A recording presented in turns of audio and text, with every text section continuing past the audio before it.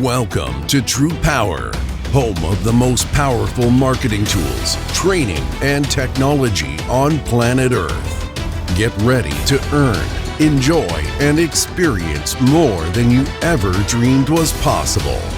If you're tired of just getting by and ready to really thrive, then buckle in and listen up. Here's your host, Matt Fox. Hello and welcome this fine day. Today on TruPowur Academy, we are going to be talking about commercial solar. And to do that, I want to introduce John McDonald and Everett Brewer of WattHub, who is one of our strategic partners in collaborating and putting these deals together. I think that you're going to find this information is very informative. So without any further ado, let me turn it over to John and let's get started. I think we can jump into it. So welcome everybody. I appreciate your time. And this is the first time I've done commercial solar sales training, but I've done it for 13 years, both in EPC and sales and finance. So one of the things that we can go over real quick is who I am and who Everett is. These are your presenters. My name is John McDonald. I'm the founder and CEO of WattHub. We formed WattHub in 2011 because we saw everybody going to everybody, trying to connect, and they were getting lost in middlemen. So we put up a bid and list platform together so you can go direct, or if you need us to develop your projects, because that's what we're really good at, we can do that as well. I also founded and partner in SunRenew Solar, which is an Arizona-based EPC, engineering, procurement, construction company. We have all my experience of turning wrenches from doing every type of project, ground mount, roof mount, carports, building integrated photovoltaics, and some crazy superstructures all come from SunRenew Solar. So that really gives the knowledge base of constructability and how that works into financing. I'm also an entrepreneur, a solar investor. I own and operate about 7 solar assets, and they're small, but I don't like paying taxes, so it's really fun for me. Investor in a couple of different industries, and one of them is whiskey, which is a little bit more fun than solar. Just kidding. But we put our emails down. So you email us any questions that you have. But again, once we get through the entire series, the 201 and 301, we'll have a really broad knowledge base. And hopefully you pick up some gems that you can really talk the talk when you're speaking with a customer.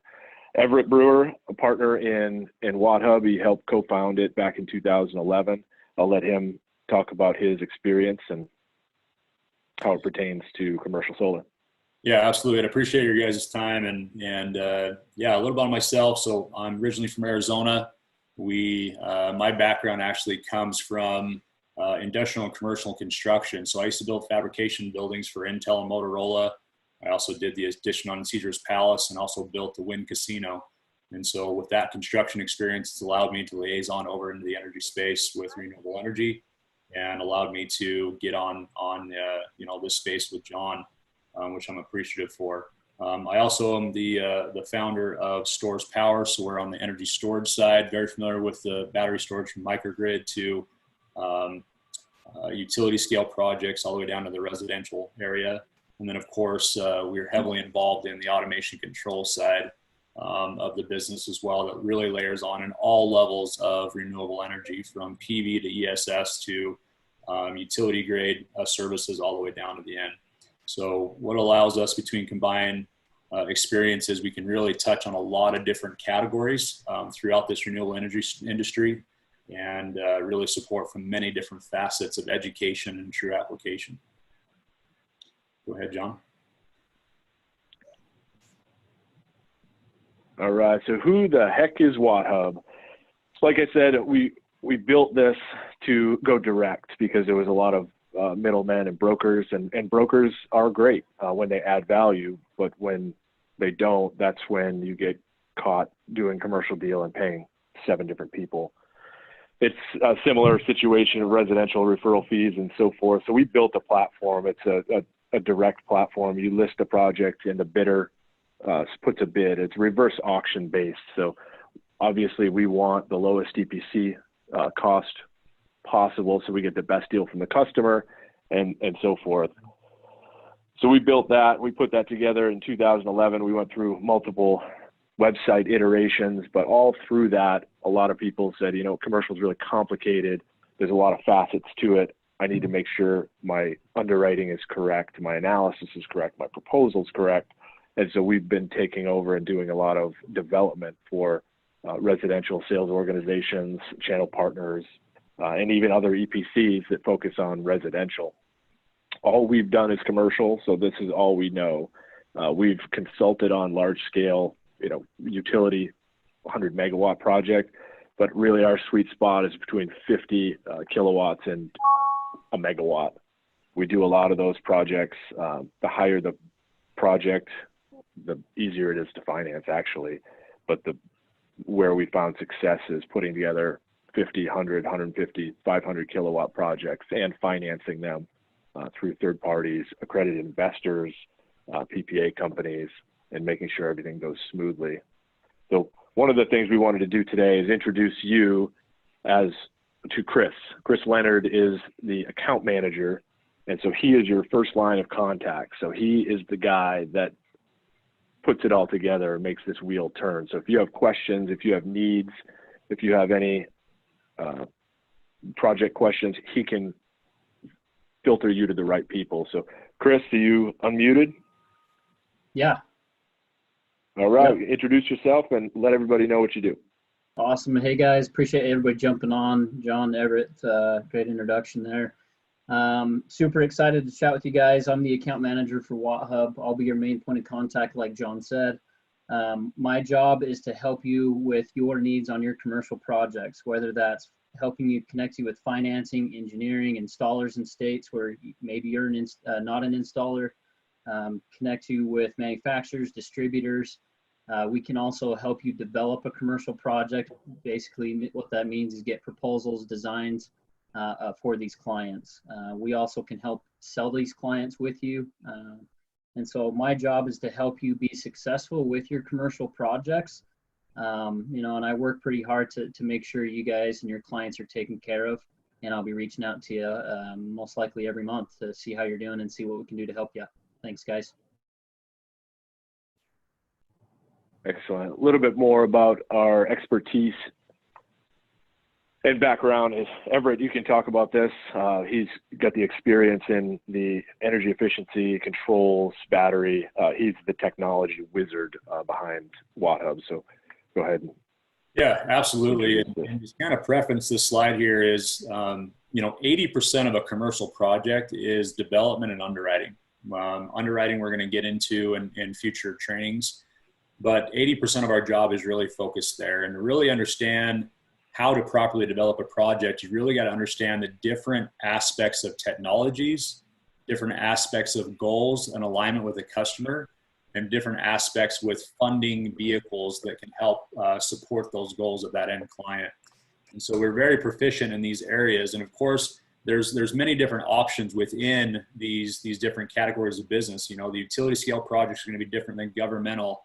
Your RFPs are going to have different criteria that are preset sometimes by somebody that has experience with a renewable energy or might just be new and kind of just throwing stuff to see what sticks. A nonprofit, of course, is something that we really heavily focus in.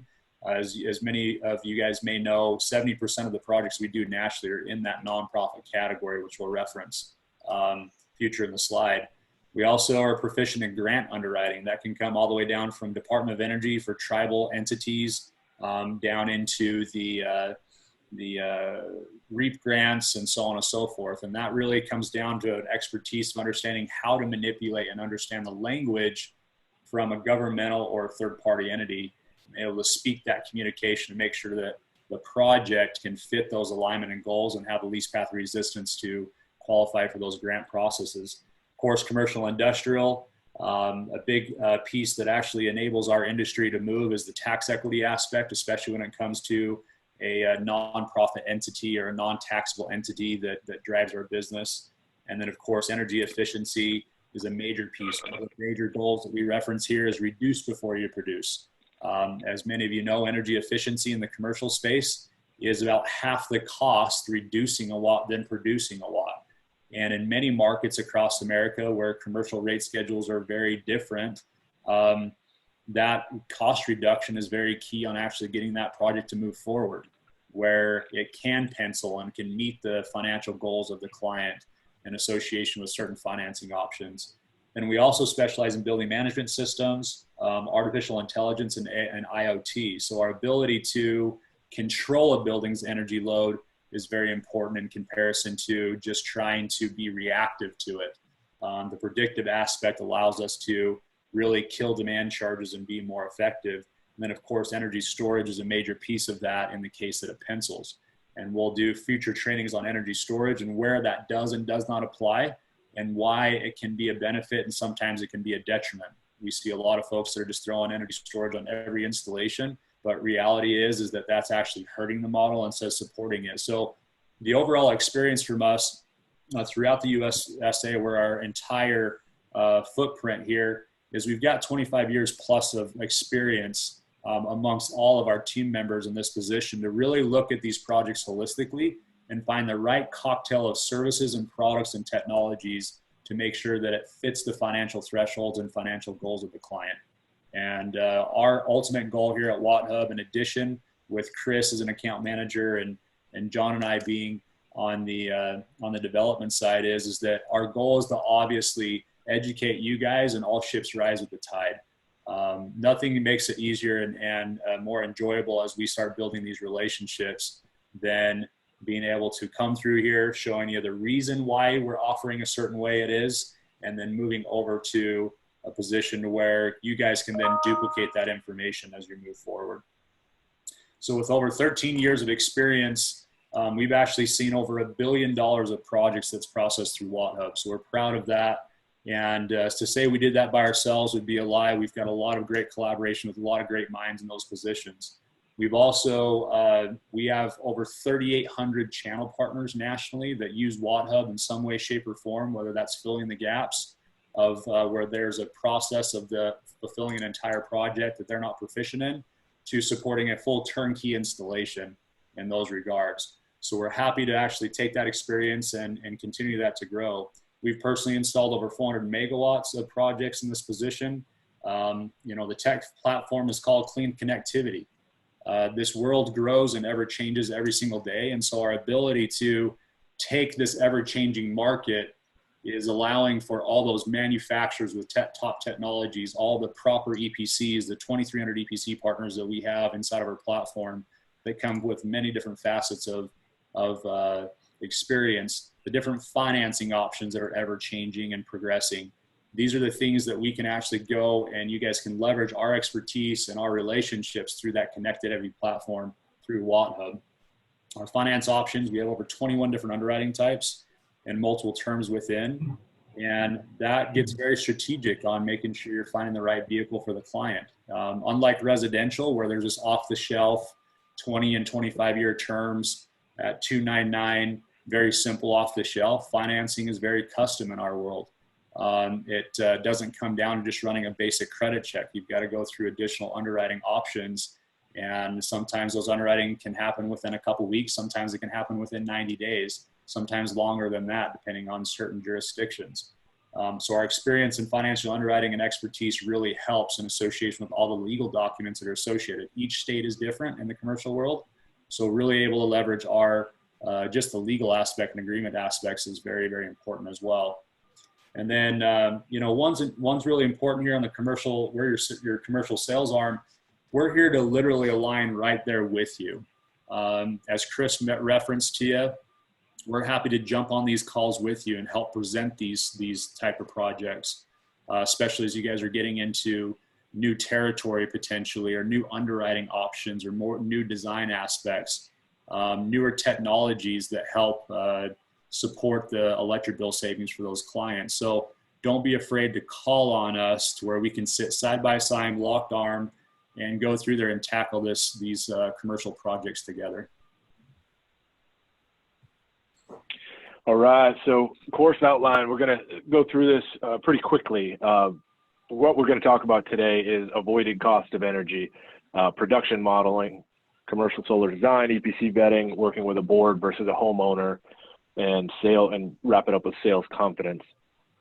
The number one aspect of what we do is avoided cost of energy. There's a lot of folks out there that don't fully understand it. You need to pull out the demand-based charges, and there could be a lot of them. So we're going to show you examples of how to underwrite, and the difference between average cost of energy and avoided cost of energy could be a deal that you had that you thought you had that died because they had too low of avoided cost of energy. So this is the single most important facet of what we do, is getting this right, because avoided cost of energy dictates the deal. And I'll let Everett go through the avoided costs and how we determine that.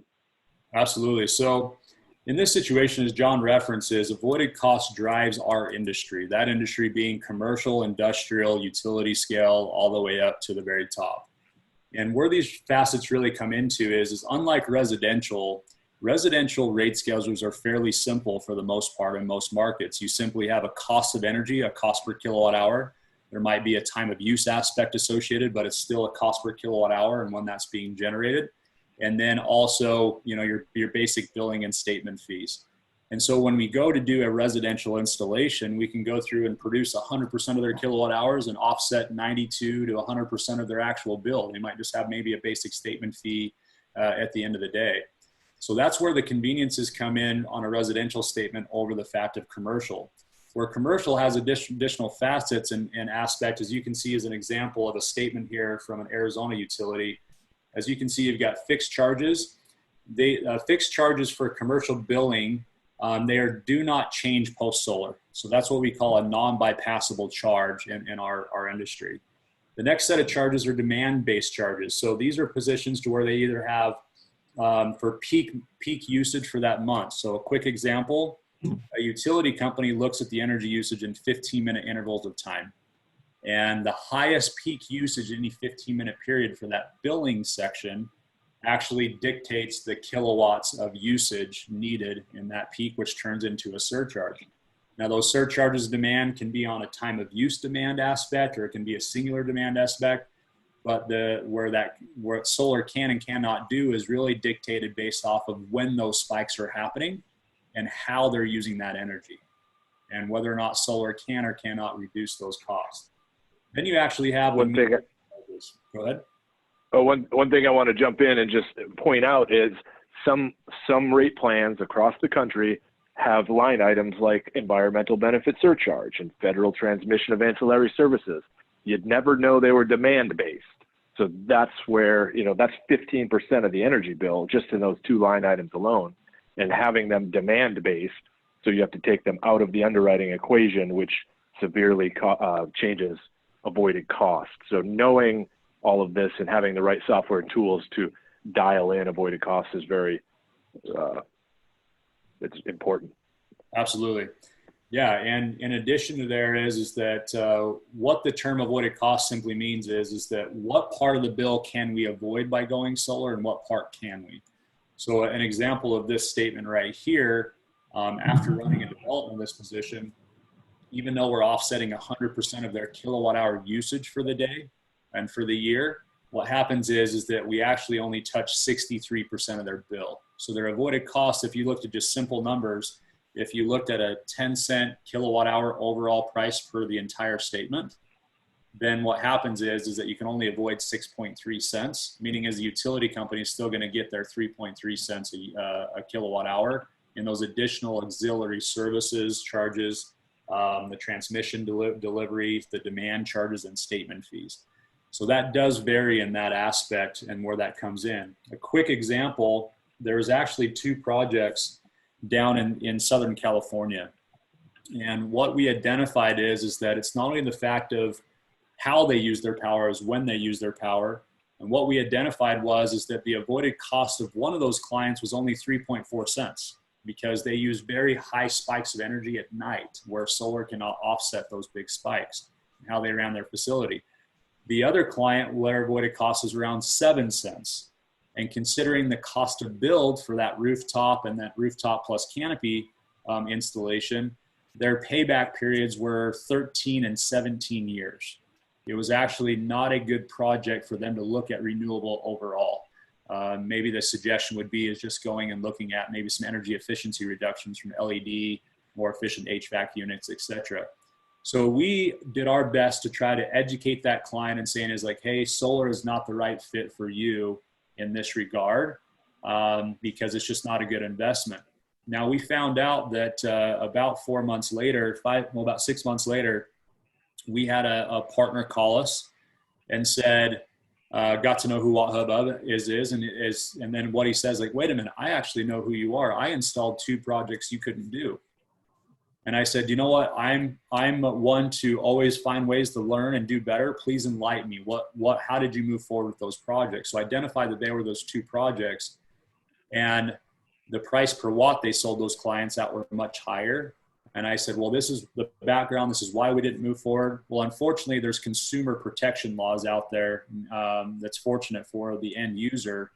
And both those businesses actually ended up going after that customer or after that company, and unfortunately had to shut their doors because solar was not the right fit.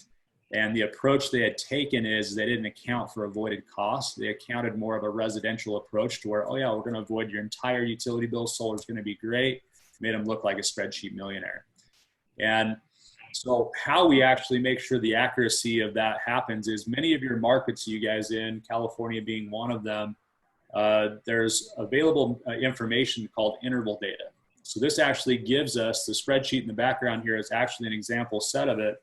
It gives us the exact amount of power used every 15 minutes.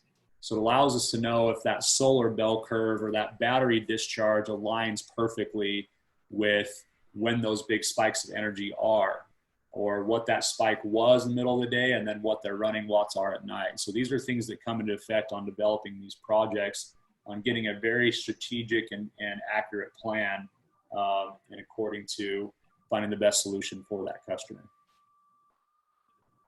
Yeah, this is the only way to know that if solar can offset some demand charges, because we know that it can. I've physically seen it. We model it in certain cases, but if you're just looking at raw bills and you don't have interval data, you have to take all the demand charges out and throw it out, which obviously comes up with a lower cost of energy. The 15-minute interval data shows how much energy they use and when, and if it's when the solar's producing, it will reduce their demand charge. A lot, a little, it's all determined on their energy use profile. But this is important because, again, it falls back to, do I have a deal or do I not have a deal? Absolutely. And this avoided cost number, to take it further, is really able to identify the profitability potential of the project and also identify the options for different underwriting options, whether that's a power purchase agreement, a solar service agreement, loans, cap lease, op lease, true lease, prepaid PPA, all the different 21 underwriting types that we're familiarized with, is because if their avoided cost is lower, then of course you're going to have to come in at a lower price per watt. If their avoided cost is higher, you can come in at a higher price per watt and make sure that that client still has a good, proper payback during those timelines. And we'll get into that into the future trainings and how to take that avoided cost and how to convert that into the proper underwriting type for the client in that regard, making sure you're not at risk as a business and the customer is not at risk as a owner of the asset. Yep. And next series, next Wednesday, we're going to talk about constructability, and that has everything to do with avoided costs. So we'll bring it back. If a customer has a 7-cent avoided cost and they want all carports, not going to fly. So we're going to talk a little bit about production modeling next. And you guys, I'm assuming everyone on the call has done some production modeling before, whether you use PV Watts, PV Syst, Helioscope, or Energy Toolbase, which are the usual suspects. What we use PV Watts quite a bit. We've used PV Syst. It's a license that you buy. It's expensive and it overstates production every single time. So it's crap in, crap out. We like PV Watts. It's free. We know what efficiency losses to put in. And so whether it be rooftop or ground mount or carport, long runs, add to voltage drop and things like that.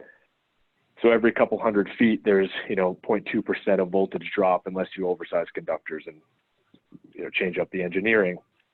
But PV watts between 10 and 12% losses you're in the safe zone there. So if you're running, I've seen companies run it at 4% losses. I've seen companies run it at 20% losses. And depending on the application, which it does vary, but between 10 and 12% is what you'll really see in production post-solar. So you put in the right parameters, where it's facing, what's the tilt, and it'll spit out a pretty accurate design. Helioscope is notorious for overstating production because they have a default condition set. How you fix that is you come up with your own condition set, and I can basically increase losses in that section to 5 or 6, and then you're again in the safe zone. ETB is robust. Everett can talk a little bit about this. This is where you upload the interval data. You can see exactly what the avoided cost is, exactly how much demand it could potentially offset. Now this is, obviously there's an asterisk there, because if there's peak demand and it's cloudy out, then they still get hit with that charge. So that's why we have to typically throw out those demand-based charges. Absolutely. And where Energy Toolbase really comes in, why we've been happy with that platform, is simply because they actually have been known for having the most accurate rate schedules. So when we account for layering in the energy modeling or the energy usage with that 15-minute interval data, for example, that allows us to properly understand how and when those charges are going to be assessed, and then what areas that we can improve, whether that's coming from a renewable source, coming from an energy storage device, or a reduction project where we're doing energy efficiency, automation, or controls, and really being able to look at those components. There still needs to be some input aspect with Energy Toolbase. It automatically defaults to some basic settings, and that's where the development really comes into play. As John referenced, in Helioscope and PV Assist, and even in PV Watts, you've got to come in there and actually know some of the condition sets. And if you're not aware of that, just please leverage us in those positions. We can happily help run those modeling as being a partner with WattHub. And so that way you're not going to be overstating production, which could be a major detriment to your credibility as a business and offering, or understating the production, which then may limit some of the financing options for that client, or limit some of the overall feasibility of the project. We've seen some default settings come out of some of these designs from some of our partners that have tried to hit some of those triggers. And unfortunately, the loss of production actually makes it look really bad, and the project doesn't look like it pencils. So we come in there and help with those corrections. So don't be bashful. This is an ever-changing industry, and there's lots of aspects to this, but these condition sets really come into effect in overall production modeling. It's not just spit out like residential. All right, so we're going a little bit into commercial solar design, and design meaning not just a layout. You're looking at single phase versus 3-phase, 208 versus 480 on the main service. That's important only because that has everything to do with the inverter, and 208 inverters are approximately 50% more expensive than 480, because 480 you could fit a large size in a box, where 208 is limited to about 15 kilowatts on an inverter if you're going with 208 inverters. So available breaker space versus line side tap. So getting further into pictures, you guys a lot of people are doing the sales on this, and I want to talk about just a couple of important photos, because this has to do with the design of the system. So it's the inverters, it's the stringing, it's optimizers, it's everything downstream in the entire one line or single line diagram. So the important photos are the 3 that are on the screen right now. You're going to want to get a picture of the full cabinet. So that will tell us if there's an open breaker space that you can jump into. That's the least expensive way to interconnect, if there's an open breaker space. You want to get a picture of the nameplate rating of the main service, and the main service is often called an SES, a service entrance section. So if you hear that nomenclature, they're just talking about the main service panel. The nameplate rating also brings to light if it's a 480 277, which again dictates where the inverters are. If it's a 208 service, you can still use 480 inverters to get a low cost, but you have to install a transformer. And transformers are costly to install. It's another piece of equipment. That's usually cost effective in a 300 kilowatt project and above. That if it's a 208 service, you want to use 480 inverters, install a transformer, and connect to the 208 service. 300 kilowatts and above. Anything below that, you're really stuck with using the 14 or 15 kilowatt inverters that are 208. And then you obviously want to get a picture of the meter number. And you're on site, so these are pictures that we would love for you to get if you're sending it to us for development, because we can't tell everything from these pictures, but it is head and shoulders above nothing. So if we're guessing on 480 versus 208, we're trying to estimate this for you and price it, then we have to make guesses, and it's always better with a little bit of information. So if you're on site, just saying, hey, at the end of this meeting, do you mind if I just snap a quick photo of your main service panel? Just take a couple photos, that's it. If you do get up on the roof, take a photo of obstructions, measure mechanical equipment heights, measure parapet heights. It's not necessary. A lot can be determined from an aerial imagery and aerial photographs of projects, but the main service is a key element to get while you're on site. And so it really helps show that the homeowner, or not the homeowner, the owner of the project, that you're serious about putting together a hard proposal for them. Talk a little bit about solar carports. Gosh, we've built everything over the years. T canopies are the dual head-to-head spaces that are the least expensive. So we're going to get more into this in the 201. So I'm going to kind of breeze over this. You got your semi-cantilever, which is just a portion of cantilever on one side and a long portion of cantilever on the other side. It's single space parking, a little bit more expensive. And then full cantilever, what that means is it's a reverse L. It's column up, beam over, and that's usually fairly expensive because the stress on the beam requires it to be upsized because it's all cantilever on one side only. A little bit about fire sprinkler rules. This is kind of a crapshoot. So every authority is having jurisdiction. Every city, every county has their own rules for fire sprinklers. If you're close enough to a building, they could say, you need to be fire sprinklered. If your canopy length is too long, they could say you have fire sprinklers. And this is in parking lots too. So we've come across everything, use our expertise to get around this. Now, we can't know every city and county's requirements, but a good rule of thumb is 8,500 square feet of canopy usually triggers something regarding fire sprinklers. So if you're just doing one massive structure and it's long, it's 500 feet long and 40 feet wide, you're over that threshold. So just put a couple gaps in there, and usually it's 4 to 5 feet of spacing. And again, if we're doing this for you, you'll see this in our designs. A common question on carports is, hey, I want to put solar on my existing carports. Well, I'm sorry, you can't. Typically, unless the owner of the facility has plans and it can show that it was engineered for solar, 99.9% of the time, you cannot retrofit existing canopies. The footings aren't deep enough, and it's not the downward weight, it's the upward lift that is the issue there.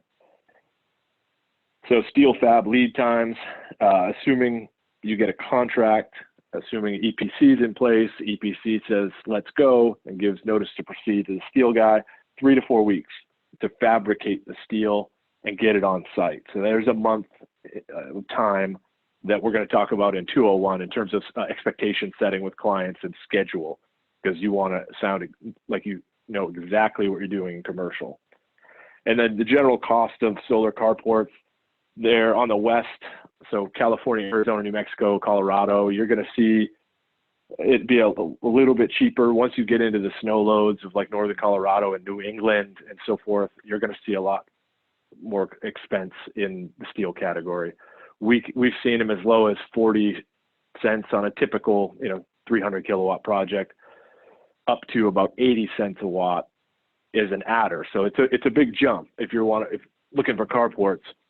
So this all falls back to avoided cost. Is if their avoided cost is low and they want carports, you got to know that it may or may not work. And so you can talk to the customer about, hey, your avoided cost is really low. You don't get the luxury of that unless you pony up some money. Rooftop designs, a lot of flat roofs, a lot of pitched roofs. Ballast is our go-to. I know some designers and installers like to penetrate flat roofs. We do not. It's just a preference. It doesn't make one right or wrong. We do a lot of ballast. It's extra engineering. It's a little bit extra time for ballast weight calculations and structural engineering. But on larger projects, I would rather not punch the roof 150 times or 500 times than just put an interconnected series of racking up there, weighted down by block. Fire access is 4 feet. A new California code that just got instituted as 4 feet around skylights too, so you can't encroach them. And again, every HJ or city or town or county, wherever you're pulling the permit, has their own requirements. So you're going to run into new stuff. They always have comments. I've seen probably 10% of the time that we've submitted for a commercial permit that they said, oh, great, yep, you're approved, good to go. They always come back with comments, and it could be as small as, hey, your placard needs to say this and not that. But then you have to resubmit, and there's another 2 weeks. So NEC 17 is starting to get instituted everywhere. It's already in California. It's creeping into Arizona and all throughout the country. And NEC 17 is rapid module level shutdown. So your end phases, your solar edges, and your SMAs with optimizers, the TIGOs, can handle all of this stuff. And CPS has their own rapid shutdown. I think they might use a TIGO too, but this goes into design. Just use it as a given that there's going to be some sort of device on each panel or on every other panel. Ground mount, we've built fencing requirements, got to include the cost of the fencing, which could run anywhere between 2 and 8 cents a watt, depending on how big the project is. Your inter-row spacing depends on your tilt angle. And then the age-old question is tracking versus fixed tilt better? We've done both. It's not a preference. I personally like fixed tilt only because there's no mechanical. Solar just works. You put it up, it works. You may have to change an inverter fuse or change out an inverter a few years down the line, but mechanical, if you get a motor that breaks, then you got to go out and fix that. There's a little bit more maintenance involved, but it does increase production about 20% for single axis tracking. So if you're doing a PPA and it's more lucrative, you'll probably make more money with trackers on an EPC price than you will with fixed tilt. You also want to fixed tilt or over tracking as well on the account of your environment. So understanding your soil types, understanding your dust, your sediment, all those aspects that actually come down to the breakdown of those mechanical devices that goes into your operations and maintenance cost overall. So just keep that in mind. And if you need some input on that, again, lean on WattHub and we can help shed some light in accordance to all the project details and what may make more or less sense. And one of the last things we talk about, we get approached all the time with, hey, I've got a landowner, it's got 500 acres, who wants to do a solar farm. That's wonderful. We want to build solar farms. We want to get more clean energy deployed. That's the goal. But if they don't have an off-taker, there's no deal. So if you have customers that have landowners that are like, hey, I've got land, I'll put solar, and I want a land lease, and I want you guys to build a solar farm. You win, I win, everyone wins. you got to have an off taker. And if you're not in a state that has community solar, or if you're not in a state that has virtual net metering, it's wildly difficult to get a utility to say, yes, I will buy that energy from you, unless you have already pre-existing conversations with them, or you're wheeling the power to the neighbor and the utility company allows that, which many of them don't. There's really no deal. So if you, in terms of bringing this up to save some time, if somebody approaches you and says, I got 1,000 acres, I want to build a solar farm, well, we can do that, but where's the power going to go? That's the first question to ask. So we want to talk a little bit about EPC verification. This is wildly important, and we have some crazy nightmare stories. We've used bad contractors. We've made every mistake in the book, so we've learned from our mistakes over the past 13 years. We've even funded projects for an EPC that gave us a fake statement of qualifications and botched the project. So EPC verification, if you're selling a deal, you want to do your homework on it. You want to check the company. You want to check licensing. You want to check their statement of qualifications. Are they a BBB member? Google is your friend in this case. You just have to know where to look. So one example is we had somebody approach us and say, hey, I want to build your projects. We said, all right, well, send me your statement of qualifications. And they didn't. And then they got real mouthy with us. They're like, oh, you guys are just trash and scum and blah, blah, blah. And he started mouthing off to Chris. So I jumped in there. I'm like, look, buddy, I did some research on you. You have no company.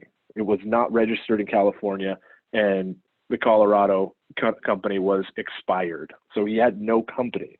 He had no ROC license. He had a website. And oftentimes you'll get these guys, and you might even get somebody to bid on a project that isn't really an established vetted company. And so you got to be careful of that. So you do your homework. You got to know where to look. You look at, for example, a California business search. You want to check to see if they're a company, see if they're a new company. You also want to check to see if they have a license and if that license is in good standing, if they have any complaints on their license. Check their BBB and have somebody send a statement of qualifications that is not a Word document with 2 paragraphs. So you want somebody that has their stuff together to build your project, because you want somebody to represent the project as they represent you to the customer. Another aspect, and we could help. Go ahead, is a lot of times you'll find a local contractor that has done many projects locally, but 95% of their experience is in residential. And so what you're going to have in barriers of entry challenges there is that their ability to price and build a commercial project at commercial pricing based around some of those aspects of avoided costs, where you have to get more aggressive on the EPC price, and also for the aspects of experience from an electrical standpoint. We've had many a client that we've approached where they're looking at using us as one of the bids, or one of our channel partners that have bids, and the client has a couple different proposals from a few different companies. And your number one identifier typically is if you start seeing commercial projects above $3 a watt, there's your quick answer on understanding that that installer has a residential background. You're not going to see, with any good reason, unless you're doing something extravagant on a project that's above $3 a watt. That's anything that's 100 kW or larger. Those projects just don't run that high. And you'll see a lot of these residential companies that will come in from that standpoint that really is going to put the customer in a bad position, because typically they don't run the avoided cost numbers correctly, and then of course they're overpriced.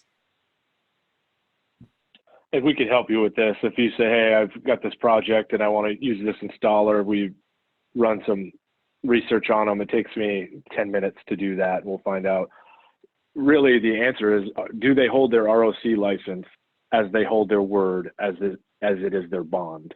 If you see that qualifying party have 10 different ROC licenses that are all expired, he's bouncing from company to company to company to company. Maybe a good idea to stay away from that. So certain red flags, let us help you do some research and make sure that you get a smooth project. Because the last thing you need is to enforce the contract that kicks them off the job, and then you have to bring in a new contractor. And in most contract law, it says the first contractor is at the expense of bringing in the new contractor. So, but just going through the rigmarole of that is not worth it. So you just want to do a little bit of homework up front.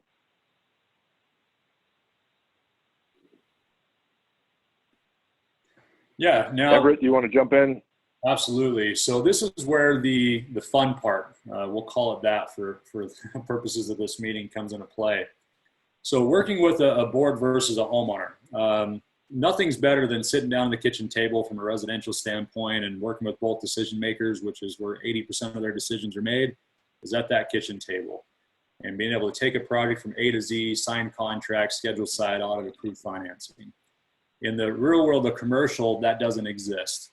The reality of it is that we do an average of 36 touches per customer on the commercial side before we get to what we call the stage of a letter of intent. We actually don't even issue an agreement right out of the gate.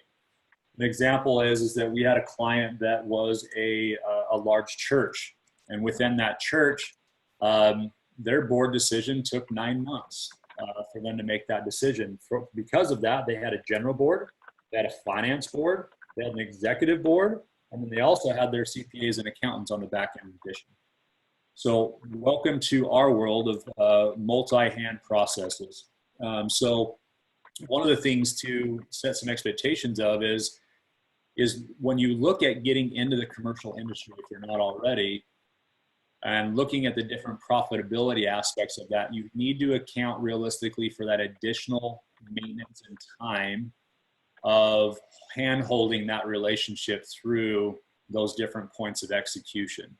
Those different points of execution are simply this. We go from a requesting energy usage to creating a design and proposal off of their energy modeling, and typically with an indicative financing prices in association with that. Once we have that, we then present to the board or to the multiple boards across that, or amongst multiple decisions or multiple screen shares in those examples. Once the board has agreed to move forward, we first start with a letter of intent. That letter of intent is an exclusivity agreement. That exclusivity agreement, it really applies on both our sides. WattHub is happy to support that from a document standpoint. It's a simple 2-page document. It says, hey, you're our boys, you're the ones that we want to work with. And then that way, they're not getting bids from other suppliers as you start putting in the real time and money of putting boots on the ground. After the letter of intent is in place, then we're going to request their financials. Just so you're aware, 98% of our projects actually need some type of financing vehicle, is what we recognized year over year. Very few cash customers. I believe we ran some data for 2019, and in this position, we had a 0.2% closing percentage for cash clients. It's very, very, very low. And so we'll request those financials, do that financial review, and then schedule for the proper audits. We'll come out and do the electrical, the structural, any of the environmental aspects that associate with that project, or we recommend you to if that's your position within our relationship and partnership with WattHub. And then once that information's come back, pre-engineering, financials approved, which financing can take anywhere from 2 weeks up to 90 days or sometimes longer in rare occasions, then we're going to execute on an actual agreement. And then again, welcome to the board again. You get a full introduction to the whole board for multiple times. In this position, they'll put their attorneys on it, of course, and look at the different aspects of those agreements. Many types of these agreements are very standardized, so it's very easy to digest. Other ways, there might be ones that the agreements are a little more complicated. They have a little more facets to them. And sometimes you have to do multiple calls for them to just kind of grasp the underwriting aspect that puts them in the best position. So these are things that we all come into being, and being with a partner with WattHub, we are happy to support those timelines. We are used to that 9 to 14 month lead into agreement signed timeline and those aspects. We're used to the cash flow aspects associated with knowing that those projects come in a little bit later. Residential is churn and burn. I saw a post yesterday. There was a partner that said, hey, I had a project installed 5 days after a contract was signed. That was permit in hand, ready to mobilize. You know, those are very easy cash flow aspects in that regard. If you're in that position where that's how you keep meat on the table, WattHub's a great partner. You can now acquire those commercial projects without any concern of what's going to detriment your time. Just imagine how many resi deals you'll have to walk away from or not be able to approach doing 36 touches just to a letter of intent. If that's your business currently doing commercial, you know exactly what we're talking about, and we can help put those, shorten those timelines with you in that regard. Another aspect of working with a board versus a homeowner, and it could be just an owner of a building. It could be a self-employed small business. It could be a large school. And we'll get into what is recommended that you spend your time on prospecting if you're going to enter the commercial space. But you're going to want to talk to the CEO. You're going to want to talk to the CFO is a great starting point. They handle the money. So you guys know how to sell already. You guys are fantastic at that. And so giving the CFO an idea and making it his idea that, oh, we can save money through solar is a great place to start, because he can convince the CEO. You always want to start high and get pushed down. You're going to be working with the facilities director on where the solar is going to go, how it's going to be interconnected, and so forth. And we're going to be alongside you side by side if you need it. If you don't, then prospect away. But start high and have them push you down to get the information that you need from the facilities director, admin for bills, and so forth. But going up the other way is dramatically harder. So if you knew a facilities guy, having you get pushed up is a little bit more of an elongated process from our perspective. Absolutely. Everett, do you want to talk a little bit about sales confidence? Yeah, absolutely. So I'll just start off right out of the gate. A good barrier of entry getting into commercial solar is asking 3 simple questions. Okay. And this is just, you can push this out to any of your sales teams, anything that you're first identifying here. Question number 1, is your average utility bill $1,500 to $2,000 a month? Why that question is important is simply this. It's not a limitation that you and I can't go and install a 10-panel system, right? Our ability to physically install is never a limitation. The reason that I reference that is because that puts you about that 100 kilowatt solar system. There's some caveats in certain markets where you can go smaller than that. But the reason for that is because 98% of clients typically need some type of financing vehicle. Unfortunately, the commercial industry does not support that. Florida, California are really your exceptions. A little bit of Arizona, where you have things like PACE financing, where you get into smaller projects. It's very expensive financing. It's actually the highest cost of capital nationally, but it's a position where you can really start acquiring some of those smaller projects in those positions. But that 100 kilowatt threshold is where you open up the other 20 of the 21 underwriting types that can start getting to where cash on cash ends up being a position of benefit. So it's a position where the electric bill savings is better than the actual loan payment or the PPA payment or so on and so forth that's associated. So that's your number 1 identifier. Like I said, projects below a certain threshold, which is actually below 100 kW, they're typically cash customers, and your closing percentage is 0.2% is what we've seen. And we see upwards of more than 150 projects a month here at WattHub through different channels and in-house projects. And we know that data just in and out for the last 13 years. We've seen that repeat itself. So we keep in mind is question number 1, is your average utility bill $1,500 to $2,000? That'll give you confidence knowing that there'll be an end solution available, granted that they are financially stable in some way, shape, or form. Question number 2 is, do you own the business or and own the building? So that really is where you get to that higher echelon point of contact. Like John referenced, the CFO is a great point. Your operations managers, so on and so forth. And that way you can make sure that you're working with someone who's like, yeah, you know, I might just be the maintenance guy on the side. I've got this customer. Yeah, there might be some opportunity, but of course, just keep in mind there might be a little bit more work to get into that. Owning the building as well is definitely key within that question. It allows for access issues where a lot of times the funding options and then also the length of funding typically exceed the lease terms of renting that building, even though they might be there for a long-term leaseor. And then question number 3, is it a freestanding building, meaning it's not inside of a strip mall or anything like that? Sometimes there's obviously exceptions to that rule in very minor cases, but really what you run into is more of a jurisdiction issue. If you're in a strip mall, you're going to have roof jurisdiction issues in those positions to where the lines are defined on where we can put solar. And typically in those plazas, they're actually very limited roof space. So we actually end up offsetting a very small amount of power. And so those are the 3 most commonly asked questions. And if they say yes, that'll allow you to have confidence going into the sales process, whether we're supporting you on any way, shape, or form, or you guys are getting into this industry independently, in the fact that you'll have confidence knowing that there'll be end solutions on the back end. And that's what's key. Too many times we have folks hit us up, say, hey, I've been looking for financing for this project for 6 months or 2 years, and I don't really know what to do with it. And they send over the details, and it's a 22 kilowatt, H&R block down the street, and the customer has no cash, and he's wondering why there's no loan options. That's why. It just doesn't meet those financial thresholds, and financing for small businesses is a high risk, unfortunately, in that position. Another aspect of confidence is that being able to have the background, and we really recommend going through all 3 of these courses. It's going to give you a lot of information on the back end to be able to talk with confidence, navigate those questions.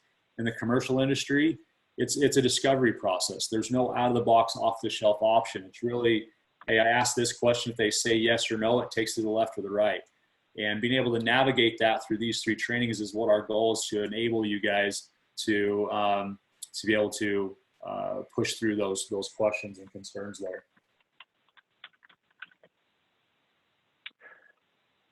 Excellent. So to play off of Everett's 3 common questions, what we boiled down from 13 years of experience is really this: common trends from a commercial deal. There needs to be a champion in the organization.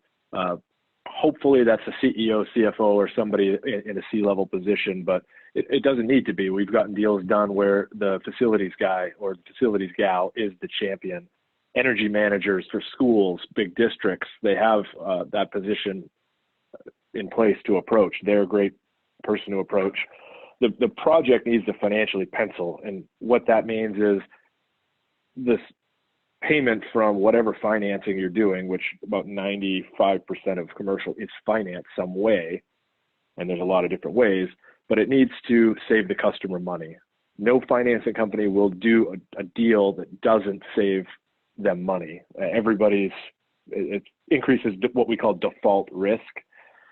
And what that is let's say you did a church and they really wanted carports, but they had low avoided cost and their PPA was above their avoided cost. So they're spending a little bit more for energy, but they justify it as, oh, we get shade and it's beautiful and it enhances the campus and yada, yada, yada.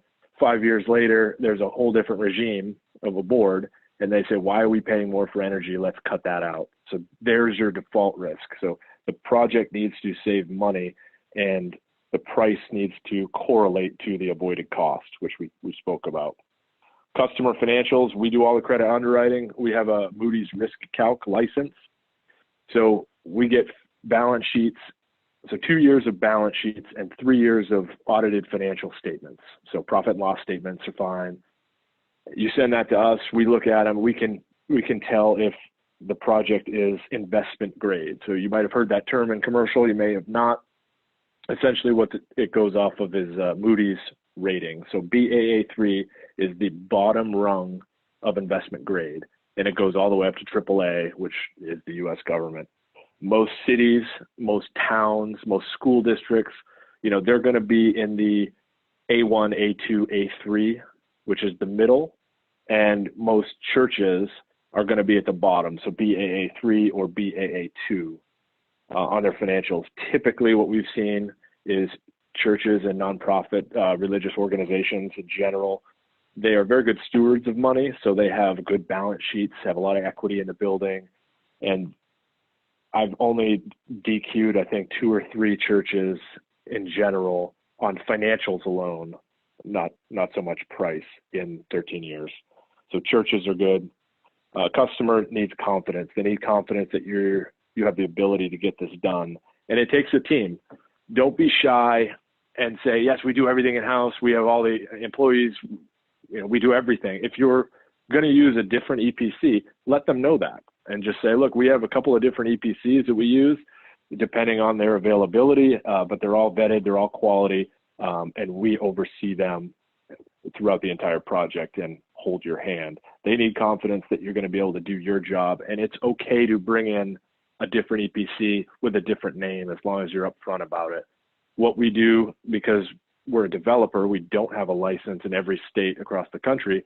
We'll say, all right, we have a 3-party agreement. Party number 1, you customer. Party number 2, us as the developer. Party number 3 is the EPC.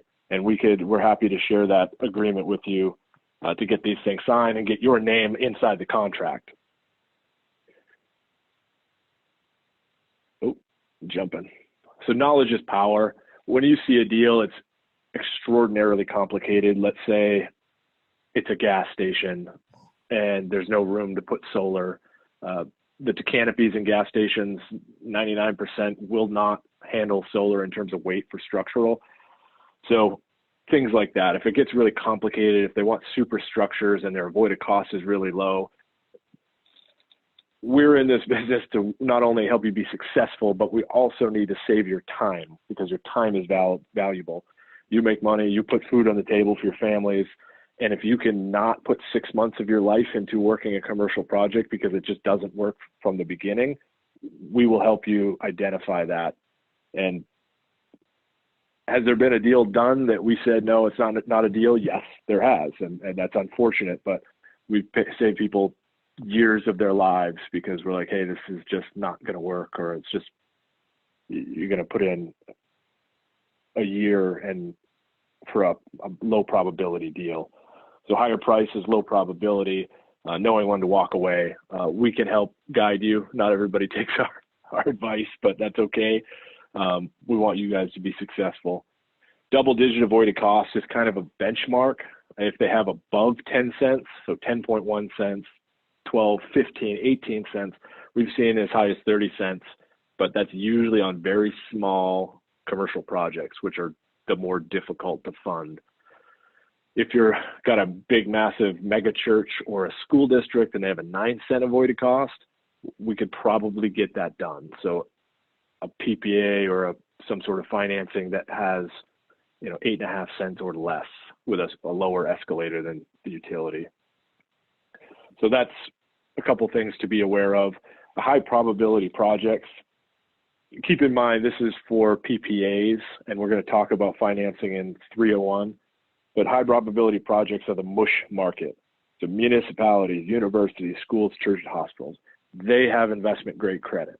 So if you're playing in that space, you rarely have to worry about will their credit stand on a PPA or financing company. So you can go ahead and look at their avoided cost and make sure that that's sufficient for the project that they want. Just to touch on commercial, we've worked on a lot of commercial. We've built commercial, so investment properties such as office buildings, retail, strip centers, multifamily. Those are good customers, but they're difficult to finance. Why I say this is because if anybody here owns a commercial property, they don't want to pay taxes. So they run their business and they pay themselves, exorbitant management fees. So they run their asset to at least break even or maybe a little negative so they don't avoid taxes. That's a common trend in commercial real estate. And my prior experience prior to renewables is commercial real estate. So if you go to a lender and say, hey, my customer wants a loan and they don't show a profit, it doesn't look very good. Their bank is the number one place to go to. And it's okay to tell a customer, you have to go to your bank and you have to get financing because you're going to get a lot lower of a rate than we can get from somebody that doesn't know you. Banking is a relationship game, And so commercial can be done. PACE is a good option for commercial. All boils down to that avoided cost and whether it makes sense, because PACE is a great option if they are up on their property taxes and haven't missed any, but it also is fairly expensive money in terms of the 7 to 8%, sometimes even 9% effective rate after the dealer fees. But again, getting ahead, we'll cover more of this. And so the next series is 201. So Wednesday, May 6th, same time, we're going to go over commercial pricing and examples of that. So we're going to get into some products. We're going to get into some generic pricing that you could put into your projects. So racking, carports, modules, all that stuff. Constructability, how difficult is the project to construct? If it's got a beautiful layout, but it's a 1,000-foot run, it affects constructability. Setting client expectations, which we touched on today, we're going to get into a little bit more in depth. And then what everybody wants to know is market rate commissions. What can I make from selling a commercial project? And commercial project per watt is lower than residential naturally, but you can still make some fantastic money in that. So we'll talk about that and how you could add some elephants to your gazelles. Everett, if you want to wrap it all up and put it all together. Oh, sounds good. I really appreciate everybody's time here. You know, our ultimate goal here as Watt Hub is to just elevate the industry as a whole. I still feel like the commercial industry is very green at this point, and a lot of it comes from a lot of folks started back in the Solar City, Sunrun, Vivint days from many, many years ago when solar really came on the map on the residential standpoint. And along that way, they've started trying to get into the commercial solar space, and some people have done it very successfully, and others have had some bad experience, gotten back out, and we've allowed them to get back in. And so just know that we are happy to help on all facets. We're not here to just own and operate everything. Watt Hub is a service. Watt Hub is a community. Watt Hub is a network and a renewable energy exchange to make sure that we have all the people together. It takes a village to raise these systems up, and we're happy to make sure we collaborate overall.